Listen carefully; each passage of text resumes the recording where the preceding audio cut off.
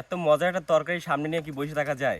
Test ভাই একদম 10-এর 10। Hello everyone, this is me foodie Sajlan, welcome back new another video. তো গাইস, আজকে আমরা রান্না করব টমেটো দিয়ে চিংড়ি মাছ ভুনা। তো আমাদের সাথেই থাকো এবং সম্পূর্ণ ভিডিও দেখতে থাকো। Let's go. টমেটো দিয়ে চিংড়ি মাছ ভুনা করা পাইয়ে প্রথমে দিয়ে দিলাম তেল। তেল গরম হয়ে গেছে, আনলাম পেঁয়াজটা এখন লড়াই চালাই, এখন একটু বাদামি কালার করে নিতে হবে।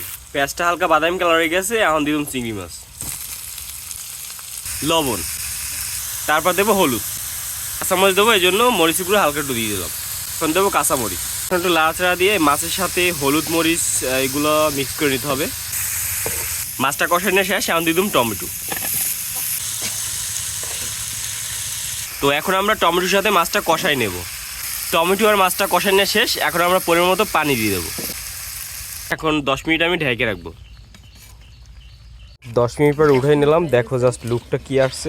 এখন একটু ধনেপাতা দিয়ে দেবো। আমাদের টমেটো দিয়ে চিংড়ি ভুনাটা হয়ে গেছে, এখন একটু লাড়া দিয়ে তারপর উঠে ফেলবো। আমাদের টমেটো দিয়ে চিংড়ি ভুনাটা হয়ে গেছে, এখন উঠে ফেলবো। আমি উঠে ফেলাও। তো দেখো আমাদের ফাইনালি হচ্ছে টমেটো দিয়ে চিংড়ি মাছ ভুনাটা হয়ে গেছে, জাস্ট দেখো তোমরা। তো আমি ট্রাই করে দেখি, জাস্ট দেখো তোমরা। ও, এত মজার একটা তরকারি সামনে নিয়ে কি বসে থাকা যায়? আর বসে থাকা যাবে না, এখন আমি খাওয়া শুরু করে দেবো। বিসমিল্লাহ।